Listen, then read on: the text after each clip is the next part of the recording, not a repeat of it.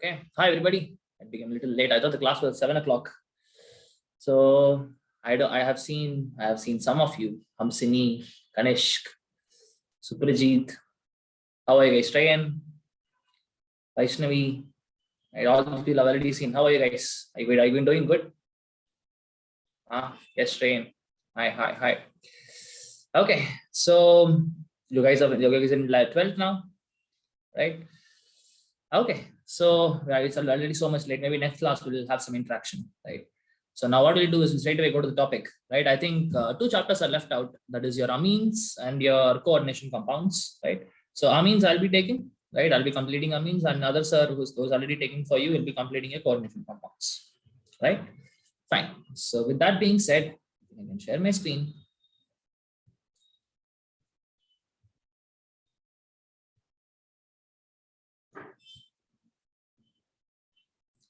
Right. So we are going to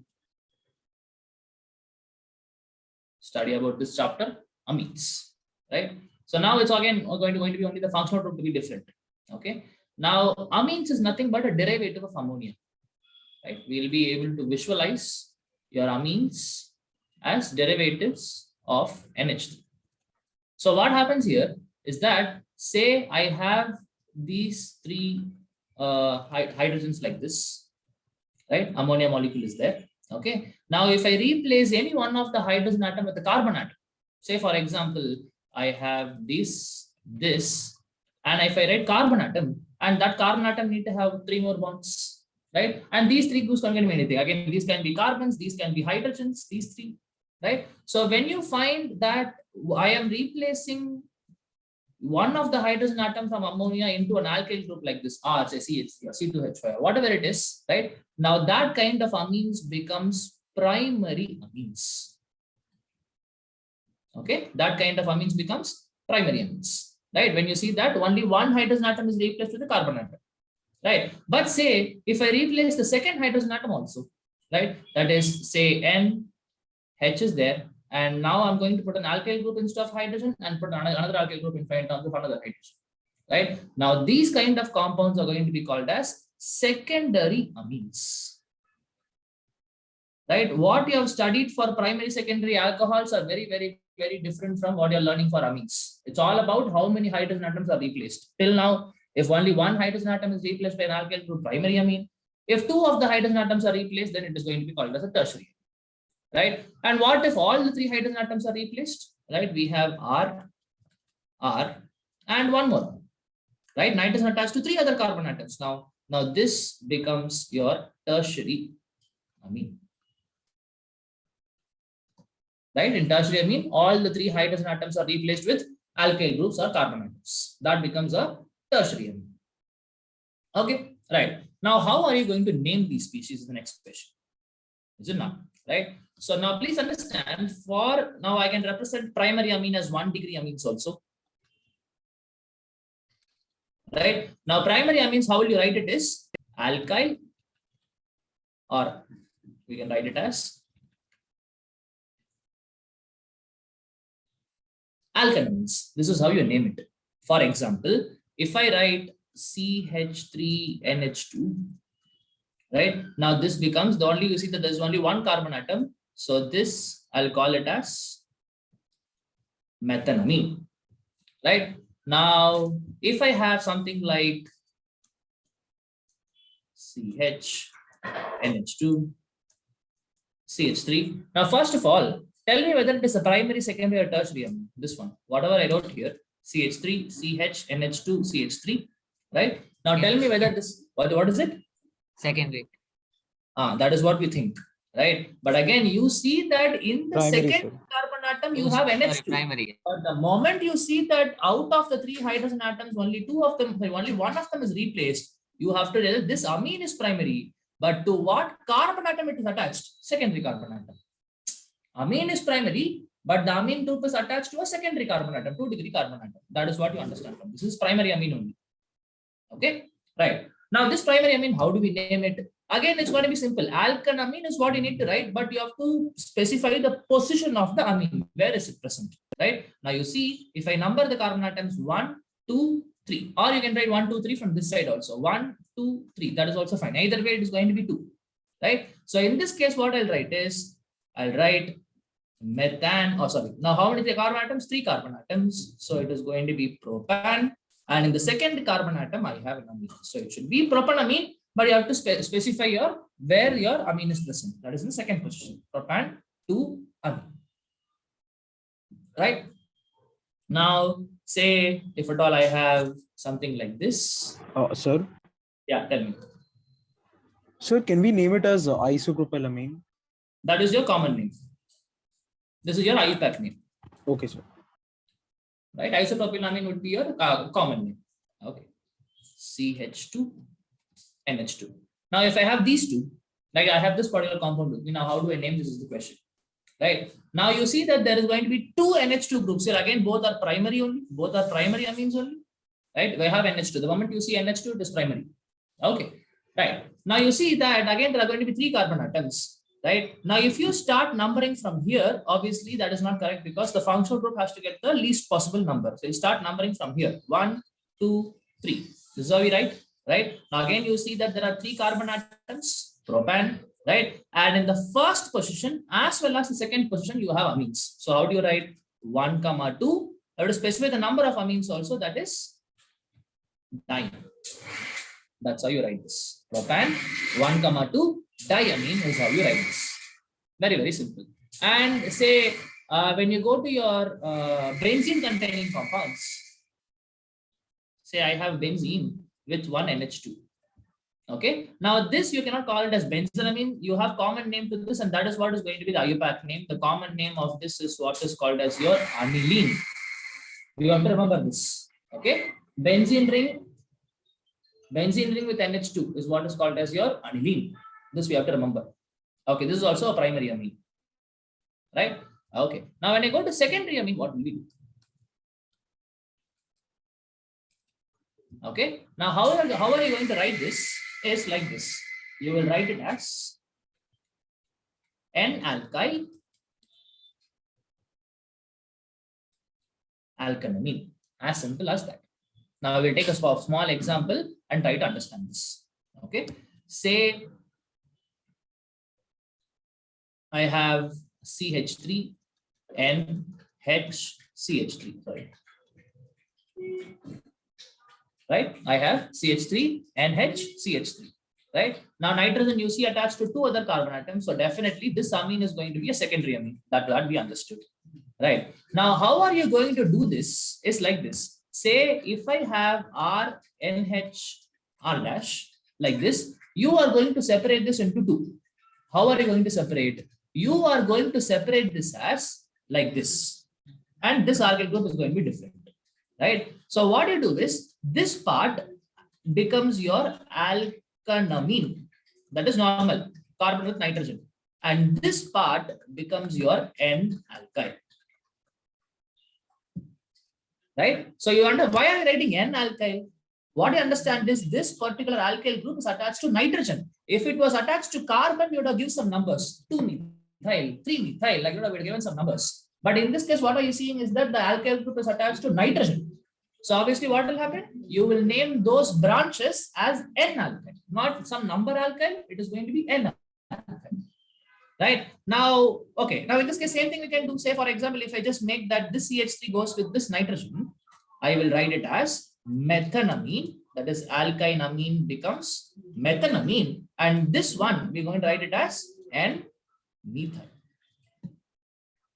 Right? So N-methyl methanamine is what is going to be the IUPAC name of this particular compound. Okay. Now this time we had same groups, so we made it very easy. Right? Both were CH3. So you could either whichever you want, you could take it, and rest of them will write it as N-methyl methanamine. Right? But what if I have CH3 NH CH2 CH3?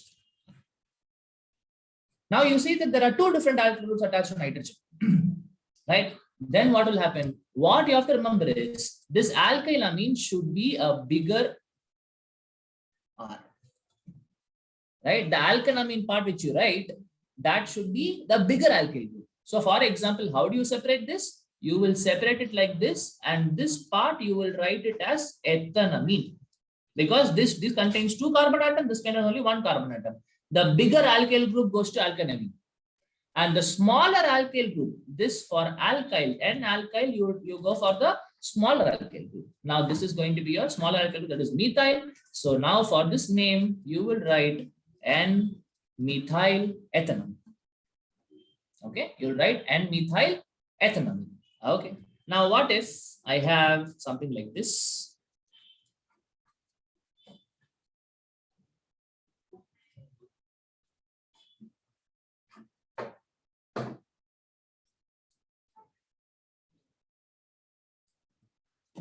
Okay, how do you name this?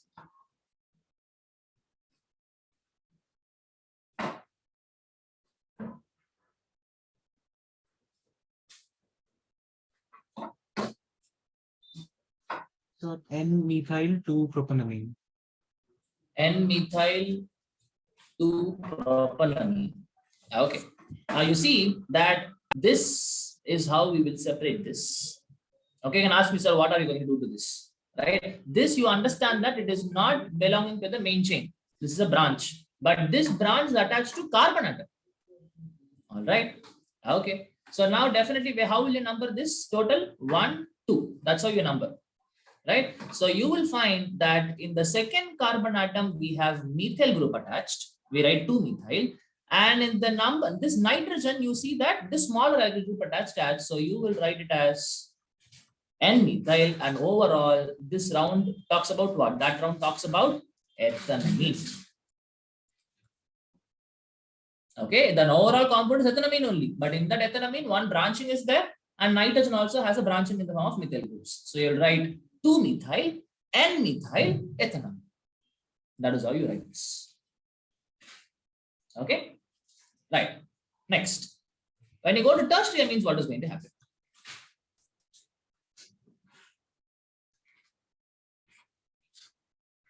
Just give me a second.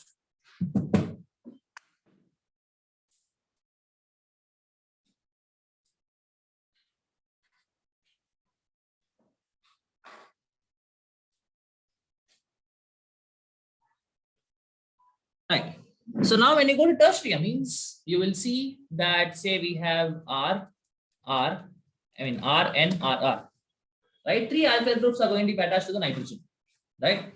Now, how are you going to write this? Again, what I'm going to do is one of the alkyl group you will take and you will write it as alkylamine.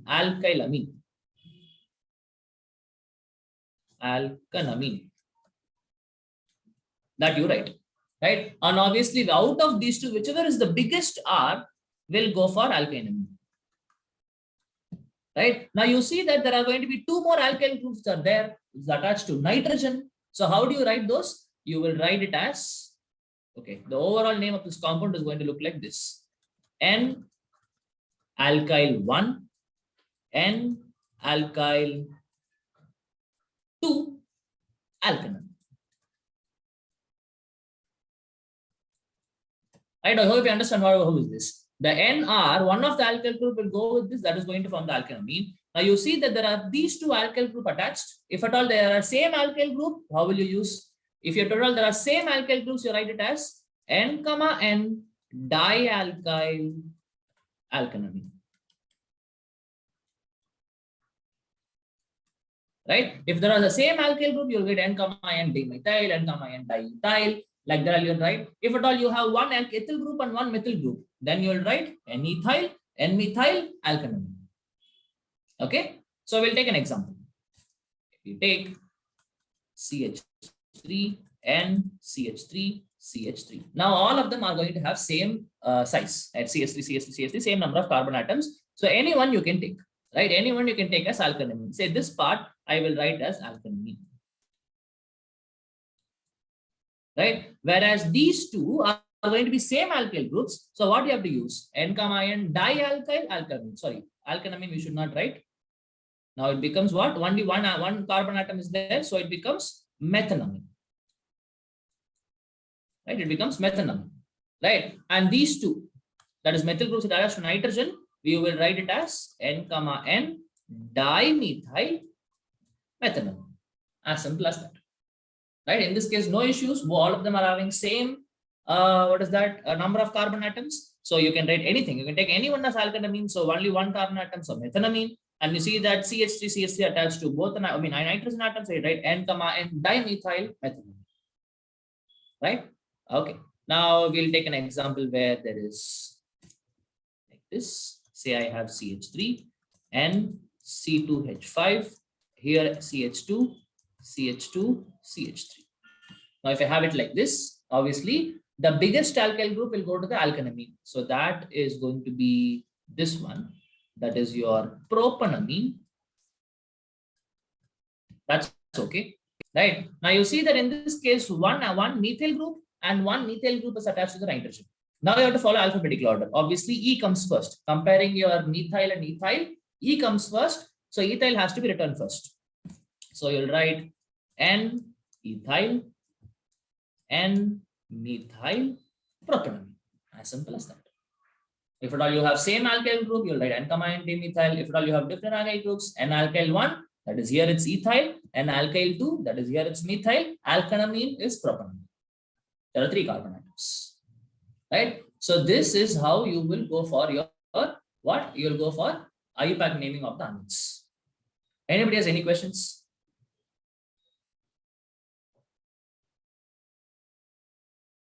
Okay, I suppose everybody is following. Right. Next. So that is about your IUPAC naming. Next, what we'll have to see is about your physical properties.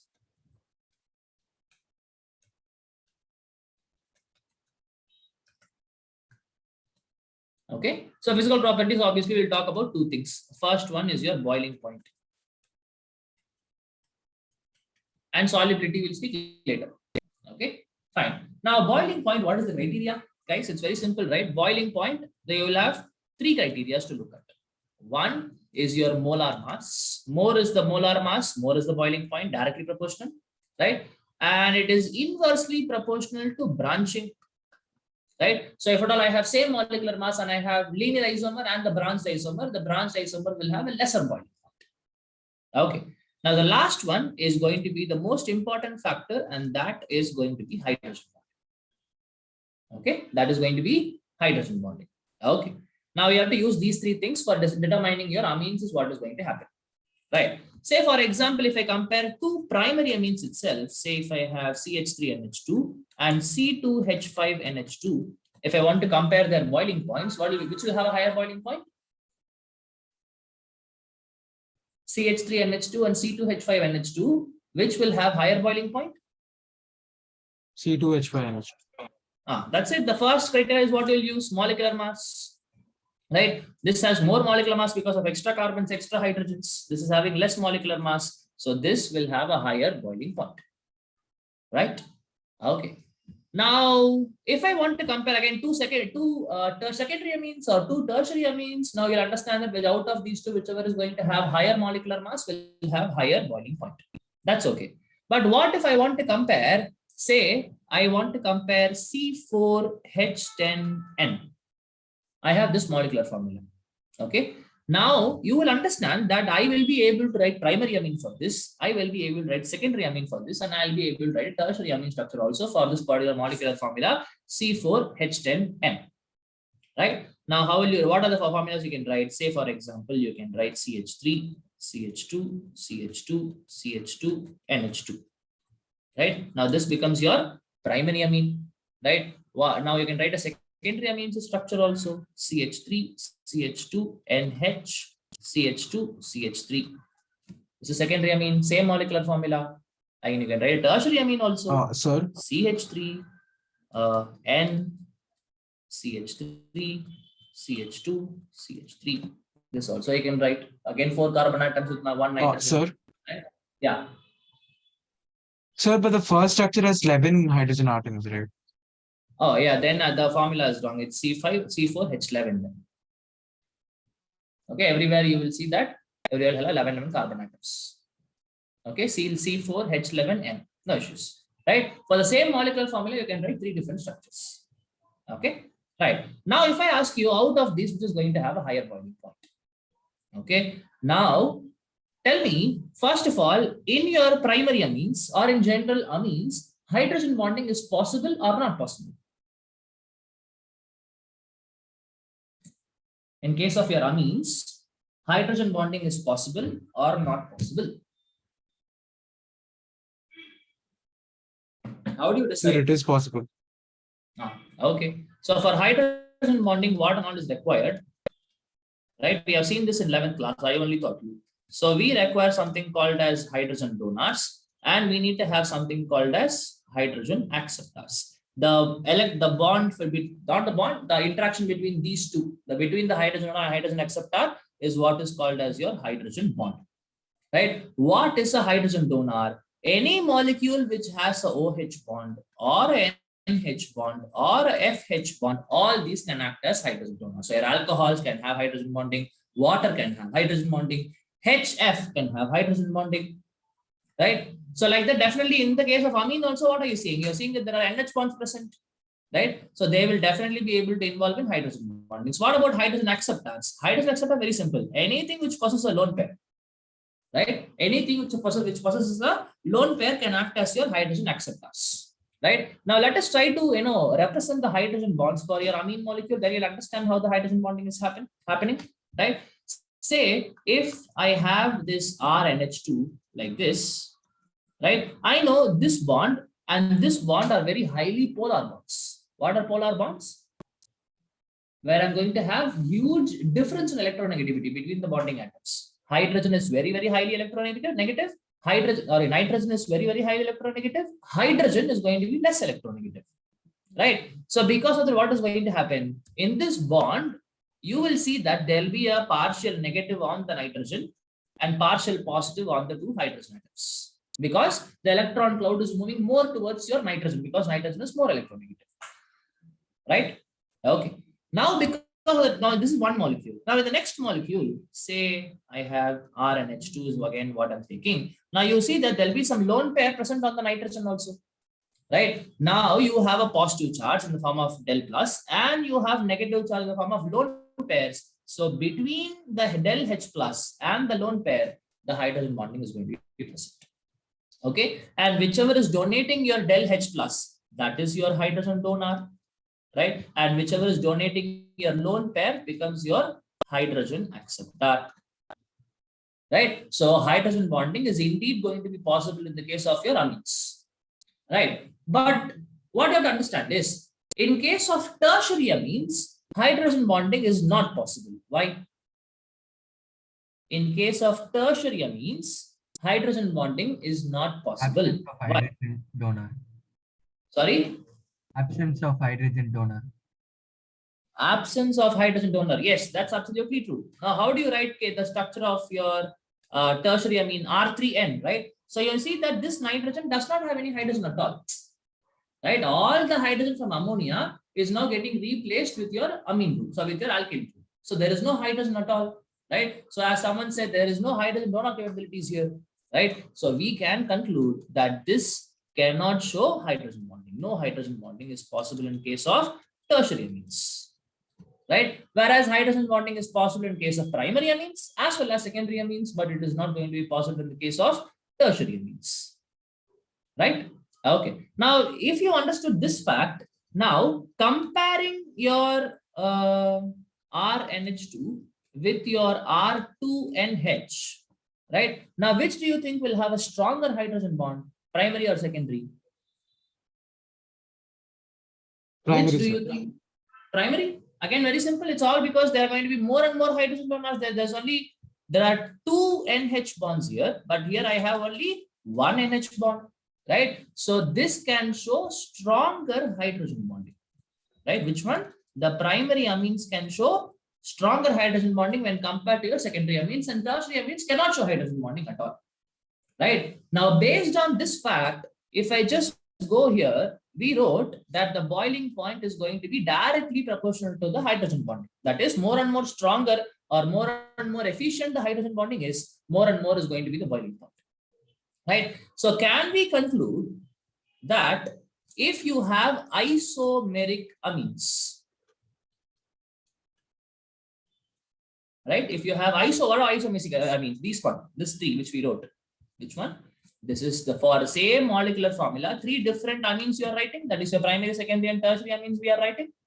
Okay. Now these three amines, how are they going to vary? For isomeric amines, definitely the primary amine is going to have a higher boiling point than secondary. Secondary is going to have higher boiling point than tertiary, and this is what is your order of boiling points. And that we understood because primary amines are going to have stronger hydrogen bonds than secondary, and tertiary does not even have hydrogen bonding. Right? So this will be the order of boiling points for your isomeric amines. If you have same boiling point, so if at all you have same molecular mass, if you have different molecular mass, then you know what to do. The one with the higher molecular mass will have higher boiling point. Okay, right. So that is about your boiling points. Now the second physical property which we have to look into is your solubility. Solubility in water. Okay, right. Now, if I give you that the order of solubility of amines is primary greater than secondary greater than tertiary, can you explain this? Why is it like this?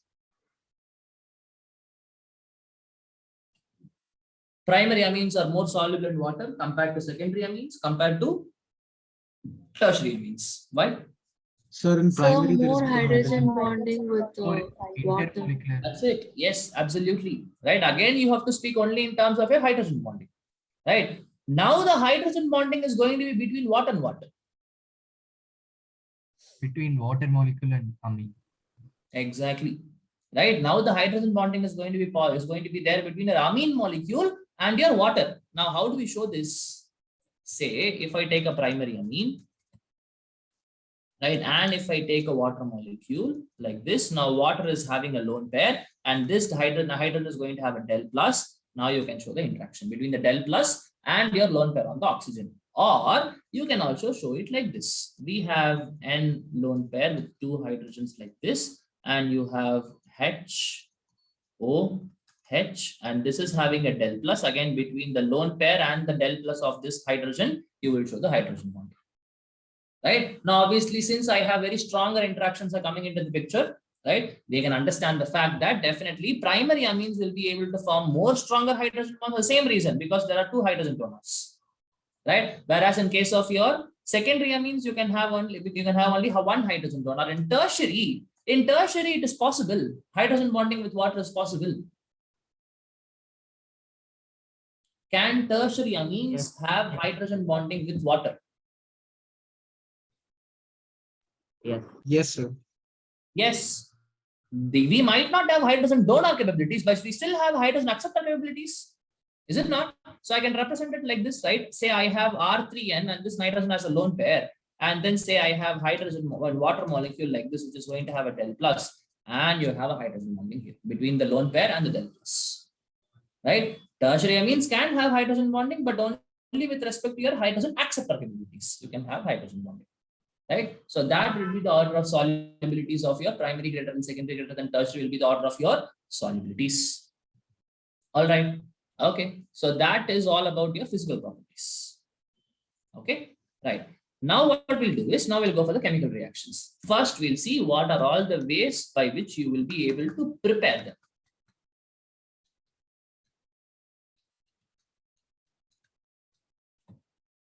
Okay. Right. Fine. So first one is from alkyl halides. Okay. How are we going to do this? It's very simple. I think you might have already seen this. Say if I have this Rx, that is your alkyl halide, RCl or RBr or whatever it is, right? And if I make it react with ammonia, right? Now, what will you see happen is that this is going to act as a nucleophile, right? This ammonia molecule, now ammonia molecule is having a lone pair. That lone pair is going to be responsible for this amine molecule, this ammonia molecule acting as a nucleophile, right? So what is going to happen? This nitrogen along with its lone pair will come and attack your R and the X minus leaf. If this is an example for an SN2 reaction, bimolecular nucleophilic substitution. We know how what SN2 is, right? Single step, it will be completed, right? So now what will you get is that R, H, N, R, H, H, and this nitrogen is going to have a positive charge. Why this nitrogen is going to have a positive charge? Because it has donated the lone pair to the alkyl group, right? It has lost electron. So definitely this nitrogen is going to have a positive charge. So obviously now what will you do? You will make sure that you will remove the H plus, minus H plus. Now how do you shoot the arrow shooting? This bond pair which is there is going to break, and the bonding electrons are going to go to nitrogen. So hydrogen has lost electron and nitrogen has gained electron.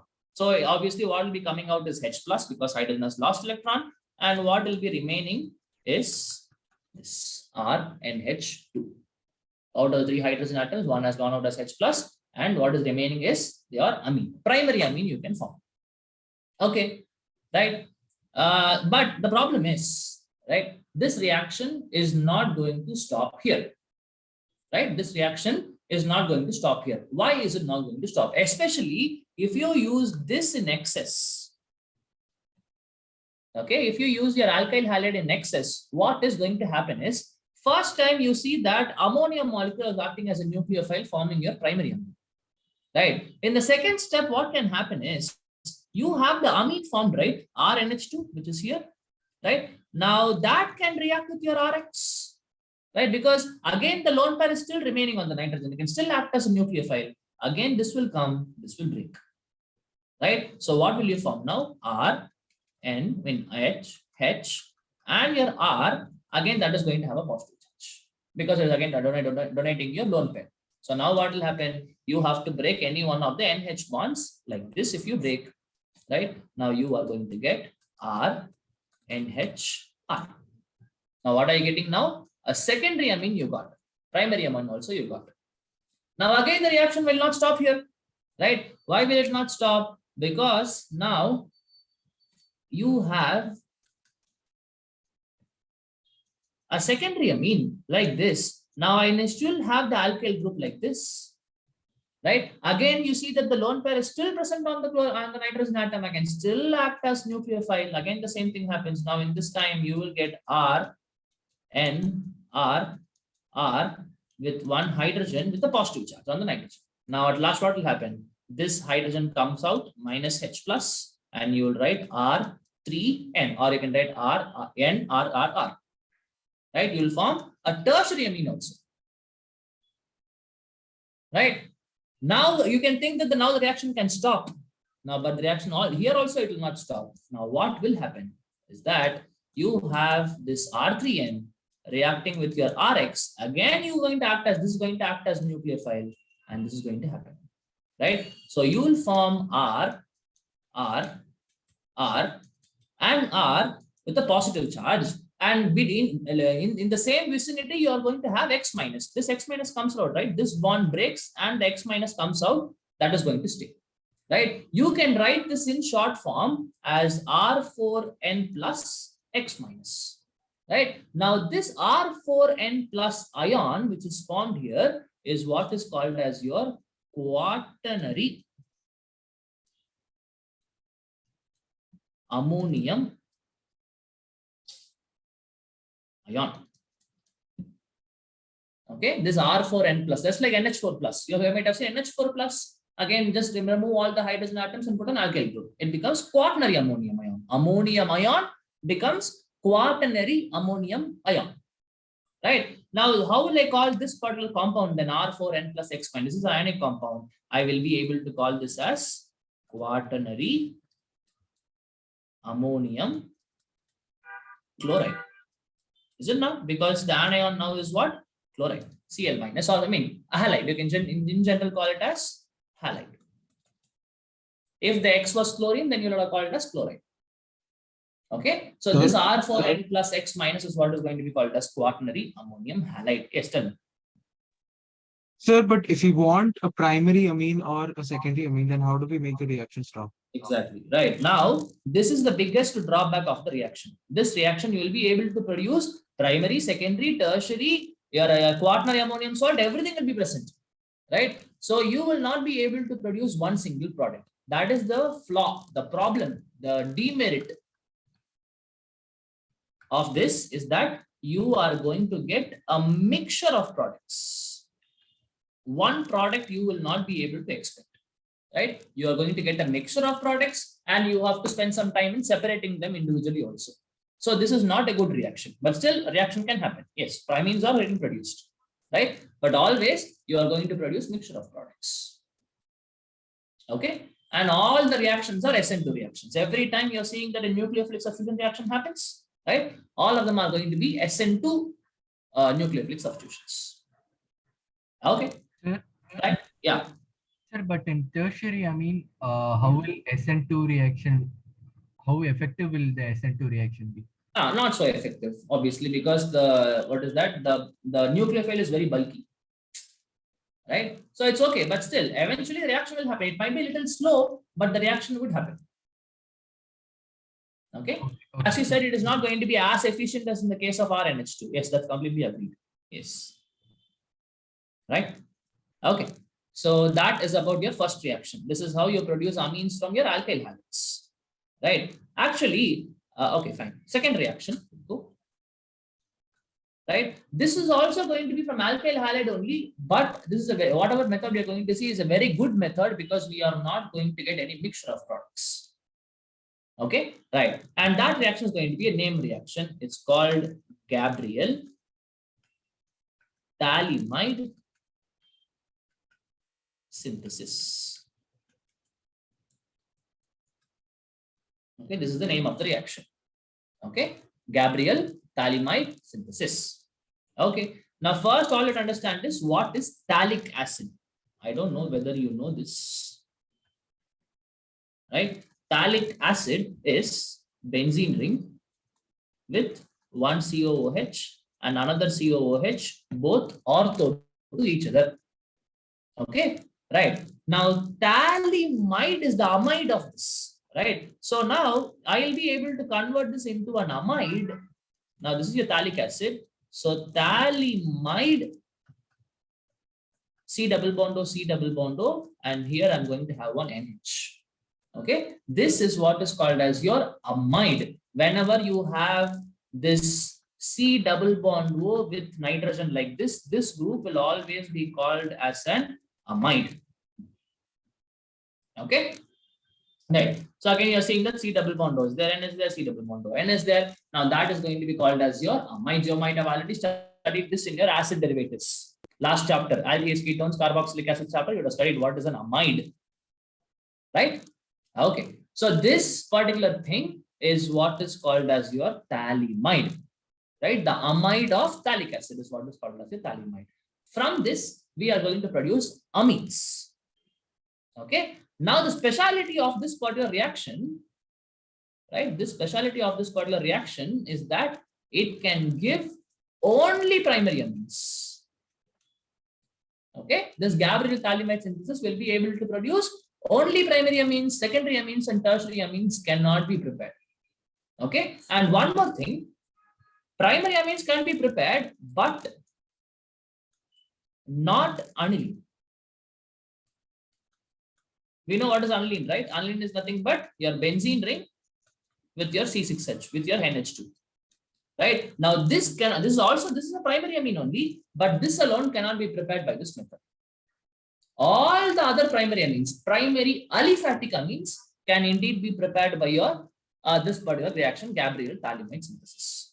Right? Only primary amines can be prepared. That too, only primary aliphatic amines can be prepared. Aromatic amines cannot be prepared, like aniline or aniline derivatives cannot be prepared. We'll see why also. Don't worry. Okay. Right. Now, what are we going to do here? So, what are we going to do is that we are going to take your thalamide NH. Okay. And first, what I can do is I can go to I'm going to make it react with KOH, right? And I'm going to make it react first KOH I'll put. And second, I will make it react with RX, an alkyl halide. This is, I told you, you're going to produce it from alkyl halides only, right? RX will be using, and you will be producing RNH2. So how are you producing this R? Where is the N coming from? R is coming from here, N is coming from here.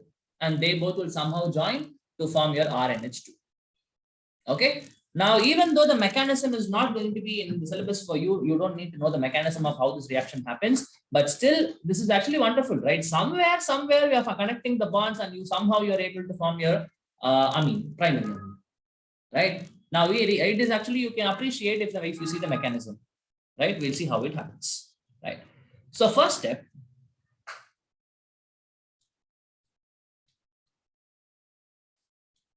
right? We have this NH. Now, what you have to understand is this hydrogen is quite acidic, right? This hydrogen is quite acidic. That means it will be able to come out as H plus.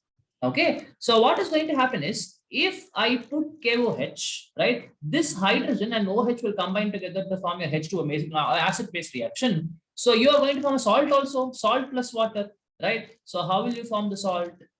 You will have C double bond O, C double bond O, N minus will come, and that N minus will be attached with your K plus. That's it. H plus and OH minus will give me water. The remaining anion and the cation will combine to form this particular salt.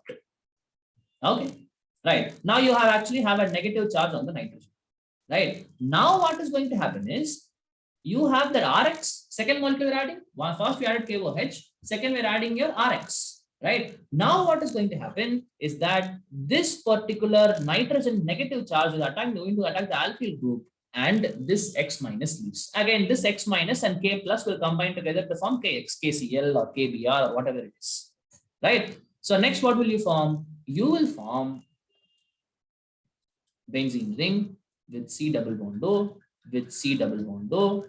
I have a nitrogen, and now this nitrogen attached to the alkyl group. That's what happened here. Okay, right? Now, actually, I forgot to tell you here, you need to add the third one. Third one is going to be hydrolysis, H2O in the presence of H plus. You need to go for hydrolysis also. Okay. Now, when you go for the hydrolysis, it's going to be very simple. You don't have to worry about the mechanism of how is it happening. Say, if I add H2O, all you have to understand is break this bond, put OH here, H here, break this bond. You are already breaking this bond, right? This bond you are breaking H and OH here. Okay. Now, what are you getting here? If you just look carefully, this area, we have broken the bond. This side, you have added one hydrogen. We have broken this bond. This side, you have added one hydrogen. So, what is going to be the product now? RNH2. Right? And what is going to be remaining? What is going to come out as your this thing? Phthalic acid. Phthalic acid. That is COOH and COOH is going to come out. Phthalic acid is going to come out. Okay, this is the mechanism. If you want, you can remember the mechanism. It will be useful for your JEE mains and JEE advanced. But if you don't want to, you don't have to remember the mechanism. But mechanism is very easy only. The first, the acidic hydrogen, the hydrogen attached to the nitrogen comes out because of the base, right? Then you form the negative charge on the nitrogen. That attacks your alkyl halides alkyl group. Then the X minus leaves. Then you'll form this particular thing. And then you go for hydrolysis. Break both the CN bonds, add hydrogen water in hydrogen OH. Again, hydrogen OH, you'll be ending up with your RNH2 and your phthalic acid is going to come out. Right. Now, if this particular RX, if it was, say, a benzene ring with Cl, for example, right, can this N minus undergo, make nucleophilic undergo of this particular fluorine? Is this possible? No, sir. You might have studied in your alkyl halides chapter itself, your chlorobenzene will not undergo nucleophilic substitution. It will undergo only the aliphatic halogens will undergo nucleophilic substitution. Right? So this, the reason that why amine cannot be formed, we said that this cannot be formed, right? Right? Why? Because we understand that this cannot undergo nucleophilic substitution reactions. That is the reason why we are not able to produce your aniline from this reaction. Okay, and purely you will get only primary amines. Yes, that is also established. No other amine is possible. Okay, right? So now if I give you a reaction, maybe say if I give you, I have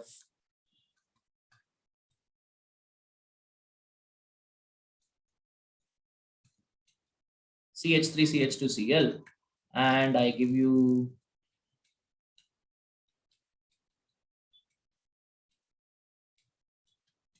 NH, KOH, and water, right? What will be a product?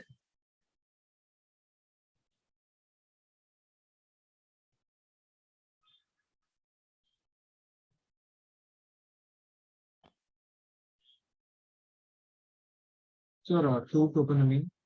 Yes, that's it. Wherever chlorine was there at that position, NH2 is going to come.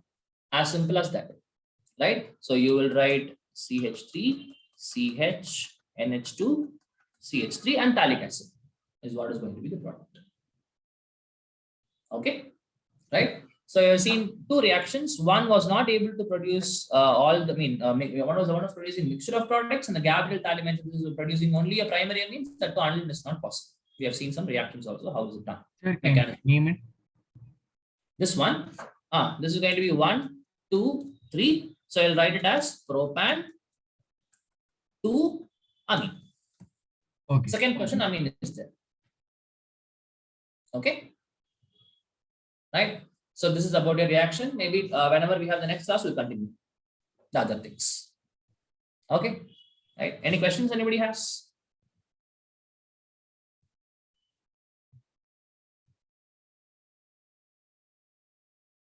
Okay. If that's the case, we'll see you in the next class. Right. Thank you so much. Thank you, sir. Thank you, sir. Thank you, sir.